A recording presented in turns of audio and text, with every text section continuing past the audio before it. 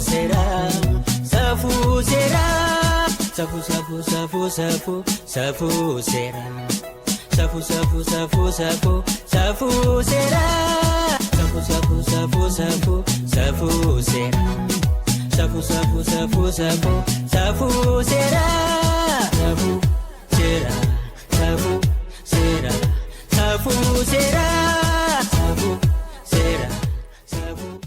Nagaan keenya kabajaaf jaalalaa bakka jirtanitti sinaa ga'u kabajamtoota daawwattoota sagantaa safuu seeraa akkam jirtu.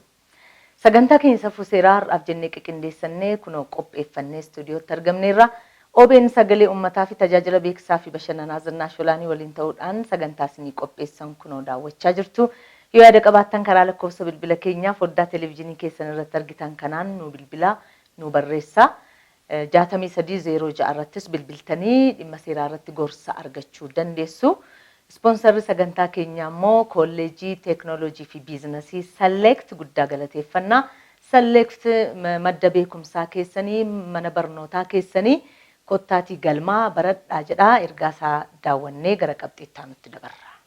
Barnoota barnoota ammas barnoota kanata ukaba kayoon oromoota barnoota barnoota ammas. Baga gammaddan baga gamman kolleejiin biizinasii fi teeknooloojii Select sagantaa maastarsiin akka barsiisu gosawwan barnoota adda addaan eeyyama guutuu yookaan beekamtii guutuu argate. Sagantaa maastarsii Master of Business Administration, Accounting and Finance, Project Management. Sagantaa digriitiin ammoo idilee fi galgalaan Computer Science, Accounting and Finance, Management barsiisuuf beekamtii guutuu argatee galmeessaa jira. Aaga dhagaa jettanii kanaan dura barnoota fagootiin muuxannoo waggoottan dheeraa kan qabu Select kutaa 5 hanga 10 barsiisuun biyya keessaa fi alatti beekamtii guddaa qaba. Gosawwan barnoota Accounting and Finance, Management, Marketing Management, Economics fi Sociology'dhaan galmeessaa jira. Akkasumas levelii 1 hanga 4tti gosawwan barnoota Accounting, Marketing, Secretarial Science, Information Technology fi Drafting. Kaampaasiiwwan isaa Finfinnee Ayyar Xeenaa fi Maganaanyaa Gamoo Daraartuu Tulluu irratti barsiisaa jira. Kolleejii Biizinasii fi Teeknooloojii Select madda hayyootaa. Select madda beekumsa keeti. Kanata ukaba kayoon oromoota barnoota. Qabxilee qabannee dhiyaanne keessaa tokko odeeffannoodha. Odeeffannoo keenya itti fufnee isinii dhiyeessina.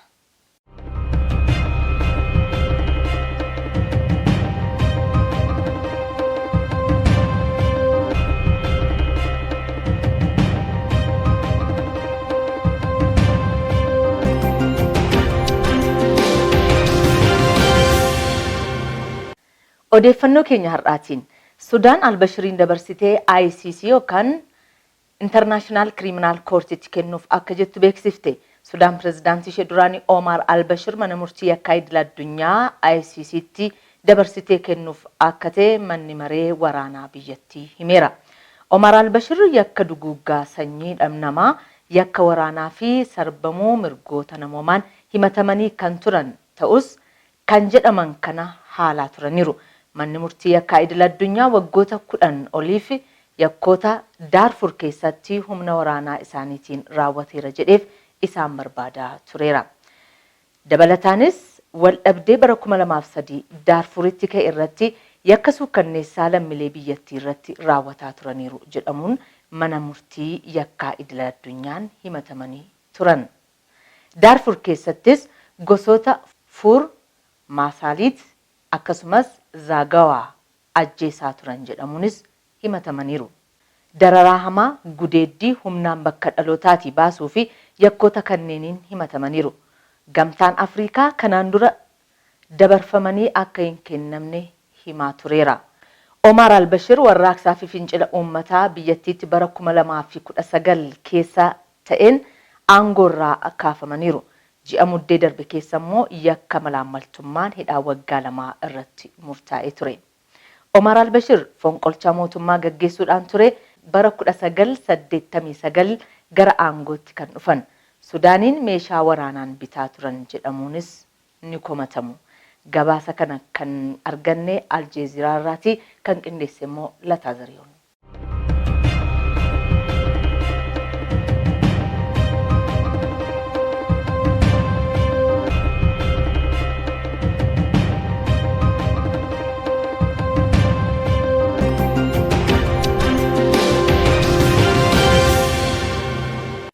Kan daawwachaa jirtan sagantaa safuu seeraati.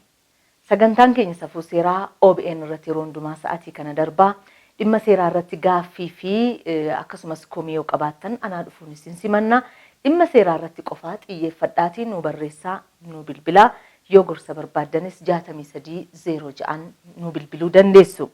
Kanatti aansuudhaan kan isinii dhiyeessinu walaloodhaa Abboomaa Margaa akkasitti qindeesseera.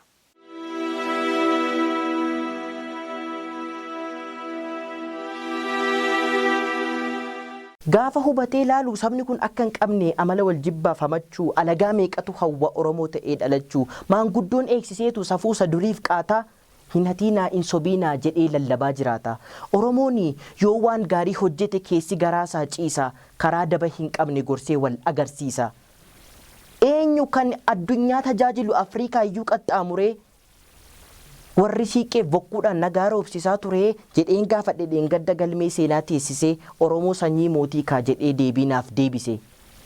Warri hiikoo fi mandoo warri humbannaaf ituu doolaaraaf yuuroon miti jaalalonneen si bitu. Warri guunaa fi sabboo warri maccaaf tuulamaa gurguddaan hayyuu keessaa hundee nagaaf muudamaa. Qalbii sirriin xiinxaltee hordoftee laallaan faana raayyaaf asaboo jennaani jaalalatu itti aana. Durdur irraa jalqabee kan nu gorsan abbaa faati seerri bara ammaa kun koppii safuu keenyaati. Bilookkeettiidhaan utuun ijaaliin araa bosona murree gaaddisodaa jalatti nu taqa kennaa turre. Dabaafaan milachi gatnee waan gaarii namaaf akeekna. Utuu ormi dhorkaadha kun hin jedhiini nun safuu ta'uusaa beekna. Isa dur nuuf raggaasisan yaa'iin jaarsolii fi beeraa maqaa kan biraan qabu safuun mataansaa seera. Safuudhaan guyyaa tokko oollaan mufachuun ni hanqata. Abjuun halkan argan hiikuufuu ni salphata. Ajajarra darbanii yoo tasa cabsan duudha seera keessas hin jiru inni akkasii safuudha. Daandiin minaarra deemuun bu'aa hin buusu lakki alarjikii ta'uu qaba jireenya keenyatti yakki. Kaajjiin Oromoo haqa, dharraan Oromoo haqa, dharraan Oromoo nagaadha. Mirkaneessinaan jettu taanaan makkoo biliin ragaadha. Bara addunyaan nagaa buusuuf rasaasa mudhiitti hidhate Oromoon garuu waraanarra safuudhaan buluu filate. Safuudha dhaabbata keenya nagaa immoo godhannee bantii. Aduun diimokiraasii addunyaa maqaa keenyaan baatee galti. Ulfaadha.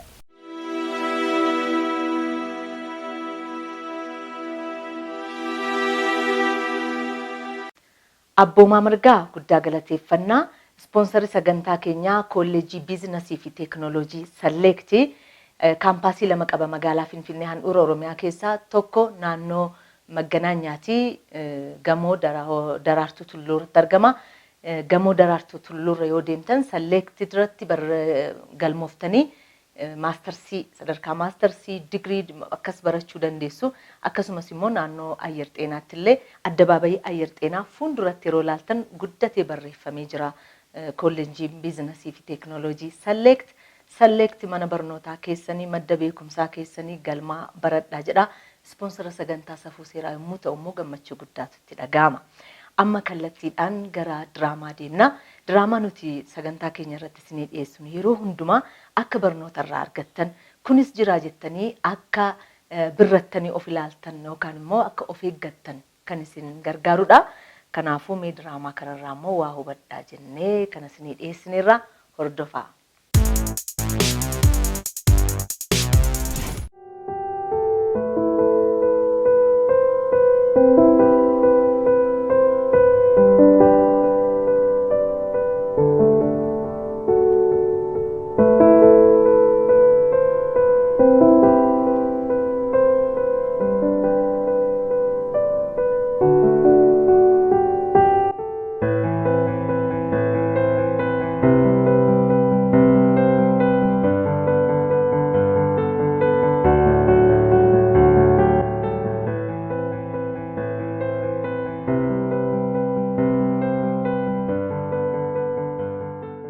Ifama bolessa ko bilbila kootu dhagaanatti cufee itti fayyadamuu danda'a?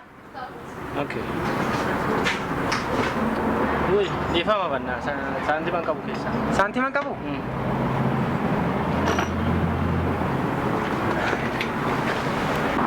Dhiifama boleessa kiyya. Dhagaan na jalaa cufu bilbila keetti fayyadamuu hin danda'a? Maarra koo jira irratti fayyadamuu dandeessa. Kunoo. Paatarnii isaa naabanis. Galatoon.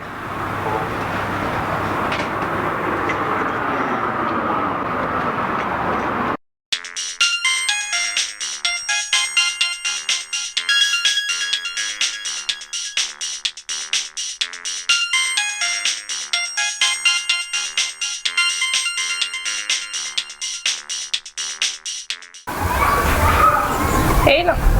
Hello, ana bonaadha. Bonarai. Eessa jirti? Akka tasaa bilbilli na jalaa cufeeti. Mana jira. Mana jirta? Tole, dhufaan jira. Tole kottire. Tole. Haa ta'u. Boleessa. Baay'ee galatoon. Baay'ee galatoon. Maalumaafuu eenyu kotti?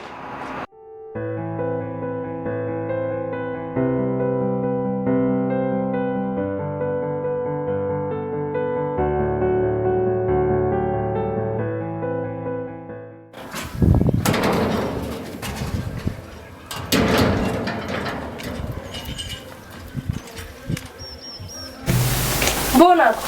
Dhufte? Dhufeera. Maal taate? Maal taane? Fuulli kee sirrii miti. Rakkoo jira? Ani kanan jedhe. Balleessaan kiyya maali? Maalan balleesse?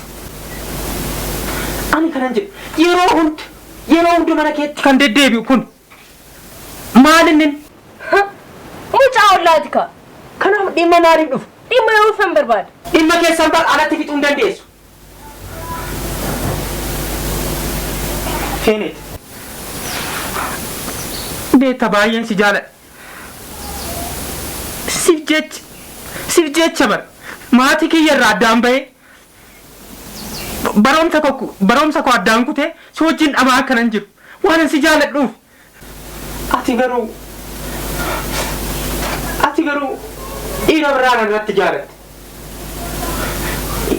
Gantuu. Maal? Gantuu. Ani gantuura boona. Gantuun. Ani gantuura. Haala kana naan jette. Borummaan naan jechuuf laata. Yoon. Yeroo wal fuunu. Yeroo wal fuunu? Kanaafuu ammaan booda isin barbaadu. Bayinarraa. Maal? Bayinarraa. Anaan bayi.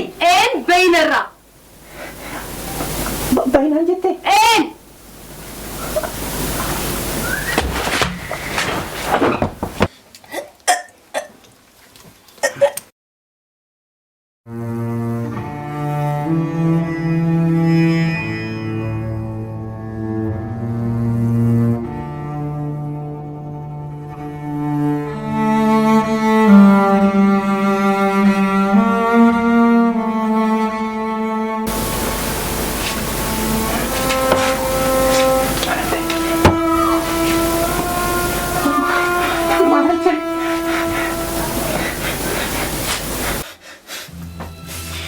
Mama.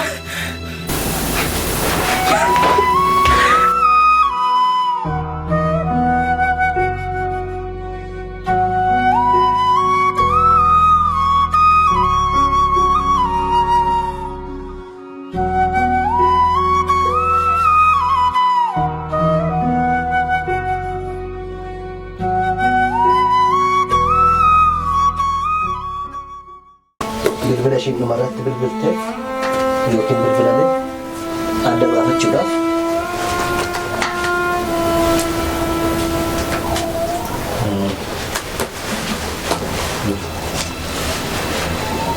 Duwwaa 941 36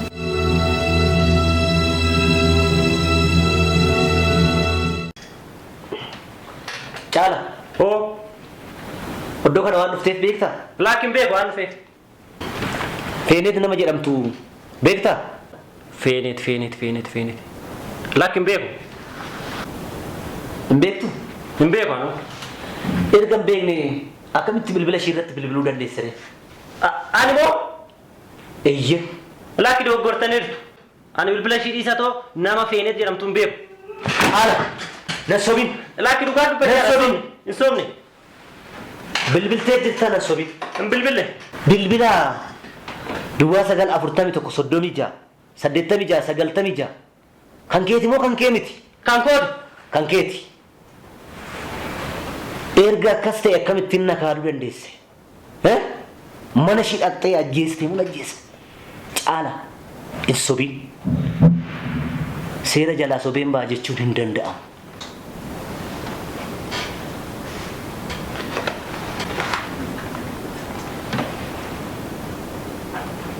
Sa'aatii meeqarratti naan jetta sim?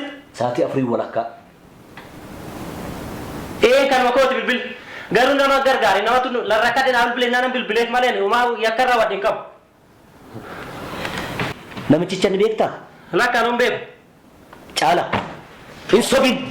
Hin sobne. Nan sobiin caala. Sumatu waan kana raawwate. Yakka kana kan raawwate sumadha. Anumti moo? Eeyyee. Lakki dogoggortaniirtu. Maalumaafuu namni bilbilli kun irratti bilbilan Feenet jedhamti. Feenet immoo duutee jirti. Maal? Kanaafuu amma qorannoo keenya qulqulleeffannutti seera jala nuu turta. Fixadheen jira. Maal balleesse? Nama gargaare malee maal balleesse? Nama gargaaruun kun yakka? Fixadheen jira. Ajaa'iba rabbiiti. Egaa iji seeraa gara biraa ilaalaa bakka baay'ee ilaaluu danda'a. Bakka yaadamnetti immoo namni tokko shakkamaa jedhamee qabamuu danda'a. Egaa akkuma argitan tola ooltummaadhaaf jecha bilbila ergise. Bilbilli sun hin bilbilamee bilbilametti immoo namni sun bilbila ofiisaatiin hin bilbille waan ta'eef yakki kan raawwatame isa dhumarratti bilbile waan ta'eef yakka sana situ raawwate maaliif jennaan dhumarratti kan bilbilte si jedhaniitu kan seeraan gaafatamuuf jechaa jiru waan ta'eef egaa inni kun of eeggannoodhaaf akka ta'uuf namaaf bilbilan ergisinaa jechuu miti garuu akka qaba kunis jira jettanii irratti qophaa'uun waan tokkodha.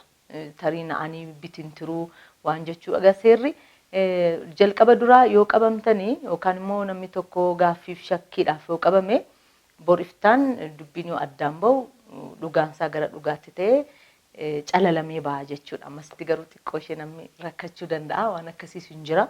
Kanaafuu diraamaa keenya kanarraa waa baay'ee barattu jenneetu kan nuti yaadnu. Amma garuu seerri dhimma kanarratti maal jedhaa isa jedhuuf ogeettii seeraa addee Ayyaantuu Girmaa wajjiniin immoo daqiiqaa muraasa turraa jechuudha. Akkam jirtu Ayyaantuu Girmaan jedhama. Abukaattoo dhuunfaa manneen murtii federaalaa fi Oromiyaa irratti. Egaa dhimma ammaa kana ilaalchisee yaadi seeraa wajjiniinis wal qabatee jiraatu maaloodha. Yakki tokko yeroo raawwatamutti tarkaanfiin jalqabaa qorannoo geggeessuudha. Qorannoon kun yeroo geggeeffamu immoo dhimma ajjechaa kana ilaalchisee naannaa nama kanaa nama du'e kanaa walitti dhufeenya namoota qabanii hundumaa ragaa kallattiis ta'e ragaa naannawaa barbaaduun tarkaanfii isa jalqabaa ta'a. Kana keessaa gaamma dhimma isa kanarratti tarkaanfii isa tokko poolisiin qorateenii bilbila namichi shakkamaadha jedhamaa jiru kuni bilbila dhumaa namni kun du'uu ishee fuuldura bilbilame ta'uu ilaaluudhaan yakka kana inni akka raawwateetti itti dubbachaa akka jiranidha kan hubachuu danda'amu. Garuu yakki tokko raawwatamuudhaa fi ingiriidiyaantiin inni tokko yaada sammuu nama yakka sana raawwateedha. Yaada sammuu ilaalchisee immoo seera yakkaa keenyaa boqonnaa 2 jalatti karaa 3 kunis fedhii irratti nama tokko ajjeesuudhaaf yookaan yakka sana raawwachuudhaaf fedhiidhaan dagannoodhaan yookaan immoo balaadhaan yakki tokko raawwatamuu kan danda'u ta'uu kan ibsamedha. Kana sadan keessaati namni kuni haala isa kamiin yakka kana akka inni raawwachuudhaaf fedhee waan mul'isu hin mul'atu. Qorannoon kunis immoo ganaa jalqabarra kan jirudha.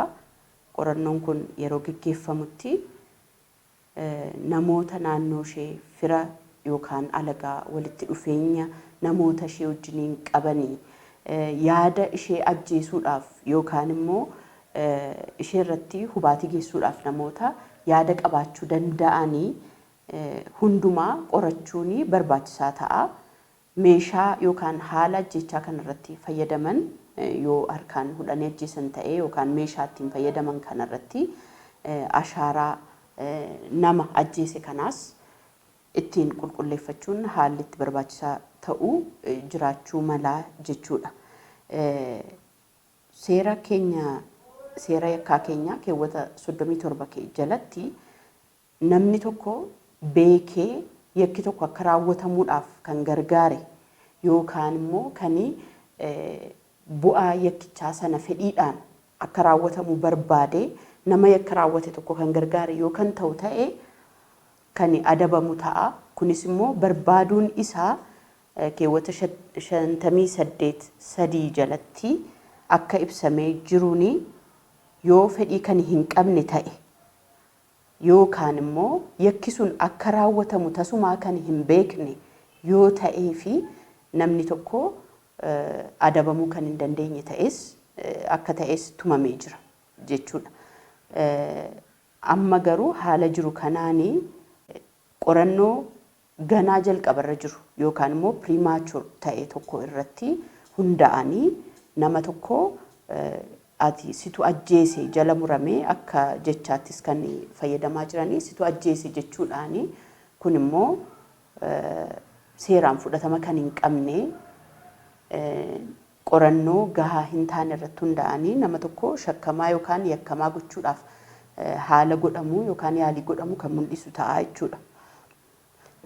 Garuu immoo namni kuni shakkamaadha erga hidhameetii to'annaa jala ooluunsaa kan hin oollee fi qorannoonis kan irratti geggeeffamu waan ta'uuf dhimmi kun amma qulqullaa'ee ba'utti to'annaa jala oolee ofiisaatiif bu'aa ba'ii hin taane jala kan galu ta'a jechuudha. Kanaaf namoonni yeroo namoota gargaaruudhaafis ta'u yaada gaariidhaanis ta'u yeroo namoota waa ergisan yookaan waa kennan maaliif namoonni suni waan irraa fudhatan san akka fayyadamuu danda'anii of eeggannoo gochuun barbaachisaa kan ta'u ta'a jechuudha. Garuu haala amma jiru kanarratti qorannoon kuni ganaa incomplete kan ta'ee fi eenyutu nama kan ajjeesuu danda'a kan jedhu kana gadi fageenyaan ituun qoratin namoota mana ishee beekan ishee ilaaluu danda'an gara ishee dhufuu danda'an namni kunis immoo hin beeku hin ajjeesnechaa jira waan ta'eef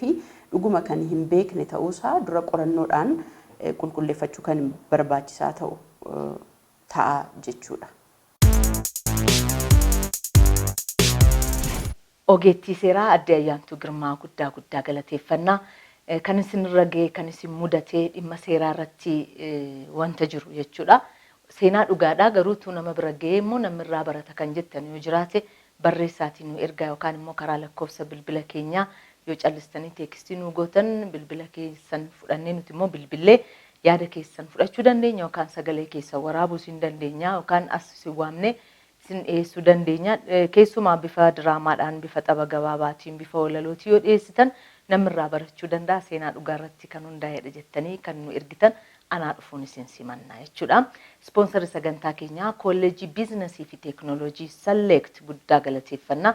Select kanaan dura barnoota gosa adda addaan barsiisaa kan ture yommuu ta'u baran immoo maastarsiitiin barsiisuudhaaf beekamtii guutuu argatee galmeessee barsiisaa waan jiruuf dhaqaatii galmaa baradhaa Select madda beekumsa keetiitii jedha. Barnoota ammas barnoota kanata hukaba kayoon oromoota barnoota ammas. Baga gammaddan kolleejiin biizinasii fi teekinooloojii Select sagantaa maastarsiin akka barsiisu gosawwan barnoota adda addaan eeyyama guutuu yookaan beekamtii guutuu argate.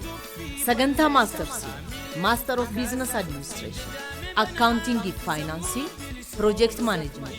Sagantaa digriitiin ammoo idilee fi galgalaan Computer Science, Accounting and Finance, Management barsiisuuf beekamtii guutuu argatee galmeessaa jiru. aaga dhagaa jettanii kanaan dura barnoota fagootiin muuxannoo waggoottan dheeraa kan qabu Select kutaa 5 hanga 10 barsiisuun biyya keessaa fi alatti beekamtii guddaa qaba. Gosawwan barnoota accounting, finance, management, marketing management, economics fi sociologyidhaan galmeessaa jira. Akkasumas levelii 1 hanga 4tti gosawwan barnoota accounting, marketing, secretarial science, information technology fi drafting. Kaampaasiiwwan isaa Finfinnee Ayyar Xeenaa fi Maganaanyaa Gamoo Daraartuu Tulluu irratti barsiisaa jira. Kolleejjii biizinasii fi teeknooloojii Select madda hayyootaa. Select madda beekumsa keeti. Utubaa sagantaa keenyaa kan ta'e yaada keessan nu bira geeraa karaa iimeelii akkasumas karaa feesbuukii kan isin nu geessan nu bira geeraa gaa muraasni sa'aatii maqamnutti fayyadamnee muraasa isinii dhiyeessina. Maqaan koo Shibbiruu Guutaa Magarsaan jedhama. Yuunivarsiitii Harammayaatii barataa seeraa waggaa 5ffaati. Qaata eebbifamte gurba jabaadhu. Sagantaan keessan baay'ee gaariidha. Yommuun yeroo argadhe nan hordofaa. Muuxannoo baay'ee sirraa argadheera. Kanaafuu akkasumatti itti fufaa. Ani waa'ee kabajamoo mirga qaama miidhamtootaa irratti seerri maal jedha kan jedhu osoo uummataaf dhiyeessitanii baay'ee gaariidha. Maaliif yoo jettan mirgi qaama miidhamtootaa iddoo baay'eetti sarbamaa waan jiruuf fakkeenyaaf qaama miidhamtootaaf carraa hojii, qaama miidhamtootaaf barnoota, qaama miidhamtootaaf ilaalcha hawaasummaa, qaama miidhamtootaaf fayyadamummaa dinagdee, qaama miidhamtootaaf haala karaa fi kanneen biroos ilaaluun seerri maal jedha kan jedhu osoo nuuf dhiyeessitanii gaariidha. Madaan qubaa abbaa gubaa jedha Oromoon yoo makmaaku. Anis ta'e qaama miidhamtoota biraarra yookaan baay'eerra waan baay'eetu gahaa jira akka Oromiyaatti jedheera. Shibbiruu Guutaa Magarsaa Yuunivarsiitii Harammayaatii. Yaada keef baay'ee si galateeffannaa. Irratti xiyyeeffannee halkanii guyyaa hojjechuu waan qabnudha waan ati nu yaadachiiste kun kanaan dura dhimma qaama miidhamtootaa inuma kaasna darbee keessumaa gamoowwan magaalota keessatti ijaaraman karaa deemsaa wiilchariidhaaf akka ta'utti yookaan qaama miidhamtootaaf akka ta'utti akkasumas manni fincaanii qaama miidhamtootaaf akka ta'utti yeroo isaan dhimma isaanii fi gara waajjiraa seenanii qaama dhimmi ilaallatu bira yoo ta'an marcumni isaan irra ta'an illee qaama miidhamtootaaf akka ta'u akkasumas akka isaan baay'een dhaabbanni hiriira akka isaan hin eegne wantooti kanaa fi kana fakkaatan akka mijataniif yeroo garaagaraa sagantaa keenya irratti numa kaasnaa garuu akkati jette kana dhiiksinee irra jennee hojjechuun waan hin jirreef gorsa gaarii fi yaadachiisa gaariidha. Gara fuulduraatti qaama dhimmi ilaallatu wajjin wal taanee jabeessinee akka hojjennu waadaa siiseenna. Shibbiruu guddaa si galateeffanna. Yoo barnoota kee xumurte garuu waggaa 5ffaadha jetteetta gara keenya dhuftee hojii kana nuun gargaartu dhimma seeraa irratti isiniin gargaara akka jettu shakkii hin qabnu. Torban deebii kee qabadheen dhiyaadhaa jechuudha waan nu barreessitu. Shibbiruu guddaa si galateeffanna ulfaadhu siin jenneerra. Egaa kabajamtoota daawwattoota keenyaa sagantaan safuu seeraa har'aaf jennee qiqindeeffannee dhiyeessine kan ammaatti daawwattan fakkaata.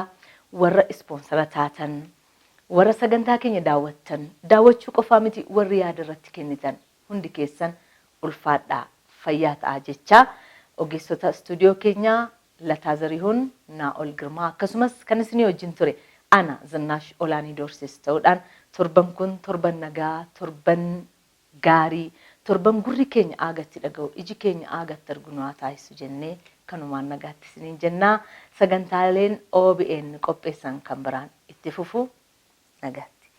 Safuu seeraa safuu seeraa safuu safuu safuu safuu safuu seeraa.